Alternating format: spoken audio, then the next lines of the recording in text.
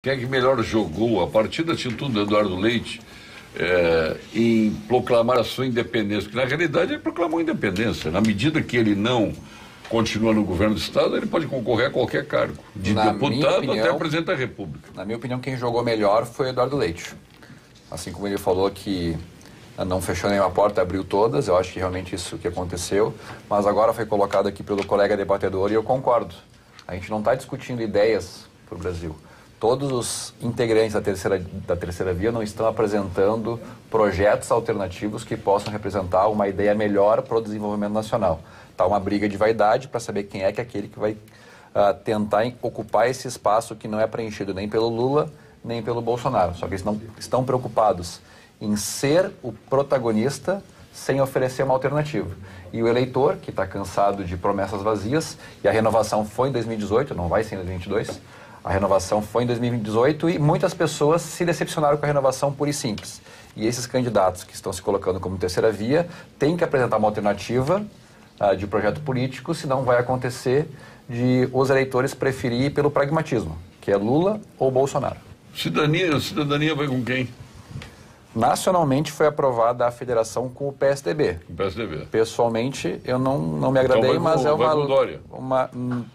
Não é, na verdade, isso é uma pergunta interessante. O Dória foi aprovado pelo PSDB antes da federação. E uma federação é, como dizem, um casamento. Consultaram o Cidadania sobre qual é que é o projeto que o Cidadania entende ser o melhor para a federação? Não, então acredito que Então por que a Cidadania se aliou? Mas aí que está, foi aprovado... Constituiu a federação? Não foi constituído ainda, foi aprovado em convenção que federaremos. Dentro dos partidos que estavam com opção para... Federaremos eu vou até anotar isso. Dentro dos partidos que estavam para a possibilidade de federação estava PSDB, PDT e MDB. E dentro da convenção, o maior número de votos foi para o PSDB. Só que ainda... existe a possibilidade de, dentro de uma construção futura, o Cidadania apoiar outro candidato. Então, e aqui iria com quem, então? Está em aberto. Rodolfo? Não, não sei, né? Na verdade, isso aí é uma pergunta mais para se fazer para a deputada Aline Ortiz. A minha candidata... O senhor federou? Federaremos. A minha candidata a governadora, se for aprovada em convenção, é a deputada Aline Ortiz, porque eu acho que ela reúne muito mais pessoas ao seu redor do que os nomes que estão postos. Seria um excelente candidato a governador. E, por enquanto, é isso. Estamos aguardando os desenhos. Falamos isso ontem. E daqui a 15 dias, talvez a gente tenha mais ou menos uma ideia das pesquisas com os nomes mais consolidados aqui no Estado. Bom, Gessé. Sobre essa questão, aconteceu mesmo em Viamão, quando eu era vereador lá. O prefeito foi afastado pela Justiça.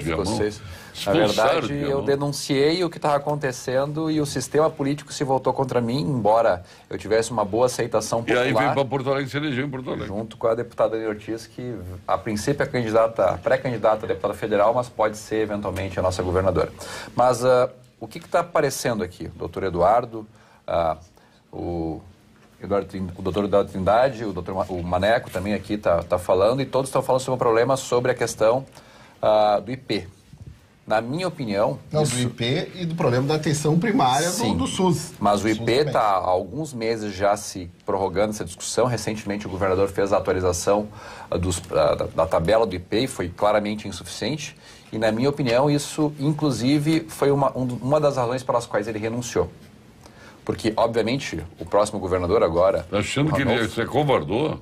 Porque assim, nós entramos no azul nas contas do Estado por um período, e, obviamente, influenciado também pelo auxílio emergencial. A gente sabe que 90% do recurso que veio do governo federal para socorro dos estados foi usado para folha de pagamento e não para atendimento à saúde. Isso aconteceu. E o governador já falou sobre isso. Saindo essa verba extraordinária que entrou no Estado e que colocou as contas em dia, estão aparecendo sintomas nas contas públicas. E quem está observando isso agora é, por exemplo, o IP. Será que nós vamos ter fôlego financeiro para manter as contas em dia pelos próximos meses e anos? Provavelmente não, porque não vai ter ainda receitas extraordinárias. Então, estrategicamente, e pode ser minha opinião, e eu posso estar errado, mas acho que estrategicamente, para que essa bomba não estourasse no colo do governador Eduardo Leite, ele passou para o seu vice-governador para descascar esse pepino que todos nós estamos reclamando e todos temos percebido na falta de recursos para o pagamento dos convênios do IP Saúde. Fala, Gessé, sim, tem uma questão interessante. Recentemente eu estive visitando o doutor Dirceu Dalmolin do Vila Nova, e ele me parece um excelente gestor, consegue fazer a gestão em alguns hospitais, resgata hospitais e coloca eles a funcionar. E uma coisa que me chamou a atenção, porque recentemente também eu fui na Central de Regulação do Estado para conhecer, para saber como é que fazia essa regulação de vagas dentro do Estado. Encontrou o Alçade lá? Sim, exatamente. E na ocasião eu perguntei para ele e para os outros gestores que se encontravam qual é que foi a preparação para eles como gestor para melhor administrar os recursos do Estado na área da saúde. E daí, basicamente, e isso é em todo o serviço público, eu sei porque eu também sou servidor público, confia-se na capacidade técnica da pessoa que passou num concurso e nunca administrou nem mesmo uma quitanda de frutas. Então, hoje, infelizmente, o serviço público ele é administrado sem utilizar as melhores técnicas que já foram testadas e aprovadas na iniciativa privada. E ela é gerida por pessoas que não têm incentivos de mercado, ela é gerida por pessoas que são concursados, pessoas que estão bem imbuídas nas suas intenções, mas não têm acesso a ferramentas de gestão qualificadas. Então é tudo muito artesanal no serviço público. E quando tu pega e coloca numa escala a nível de país, tu vai ter muito desperdício. José. Queria agradecer a oportunidade e falar, como sempre, no final a gente faz uma fala mais individual. Queria mencionar uma conquista ali para a Zona Leste de Porto Alegre. Quem me conhece sabe o trabalho que a gente desenvolveu desde o município de Viamão na questão da mobilidade pela Bento Gonçalves, Ipiranga, Antônio de Carvalho, e vai ser feita 2 ações ali, uma de curto prazo e uma de longo prazo. A de curto prazo a gente conseguiu destinar, através das minhas emendas impositivas, o asfaltamento daquele trecho da Avenida Ipiranga entre a Antônio de Carvalho e o Beco dos Marianos, que, com o acordo do prefeito Melo, vai ser iniciado agora no mês de maio. E numa construção com a EPTC, já que a Universidade Federal acabou se negando a permitir o trajeto por dentro da universidade, a gente vai fazer um projeto com as emendas impositivas do ano que vem para fazer alças de acesso na Bento Gonçalves, Antônio de Carvalho e Ipiranga, de modo a resolver o nó da mobilidade ali de quem vem de Viamão e da Zona Leste de Porto Alegre. Doutor Eduardo. Compartilhe esse vídeo em suas redes sociais. E não te esquece de se inscrever no meu Facebook, YouTube e Instagram pelo @GesséSangalli. Até a próxima!